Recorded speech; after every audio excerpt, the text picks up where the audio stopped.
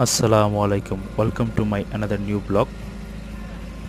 আজকের এই জায়গাটির নাম কলাকাম্পং রিসোর্ট। রিসোর্টটি মালয়েশিয়ার কুয়ালালামপুর থেকে প্রায় ৩৫ কিলোমিটার দূরে অবস্থিত। আপনারা যারা মালয়েশিয়াতে থাকেন চাইলেই এই ঈদের ছুটিতে রিসোর্টটিতে ঘুরতে যেতে পারেন। রিসোর্টটি একটি গভীর জঙ্গলের মধ্যে অবস্থিত। এই রিসোর্টের মেইন অ্যাট্রাকশন হচ্ছে রিসোর্টের মধ্য দিয়ে বহমান এই পাহাড়ি নদী এবং ঝর্ণা। তো আপনারা যারা যারা ভাবছেন এই ঈদের ছুটিতে এই রিসোর্টটিতে ঘুরতে যাবেন, তো আপনাদের আগে থাকতেই অনলাইনে রেজিস্ট্রেশন করে যেতে হবে। রেজিস্ট্রেশন ফি 50 রিঙ্গিত এবং রিসোর্ট ফি হচ্ছে আপনার মাথাপিছু 100 রিঙ্গিত।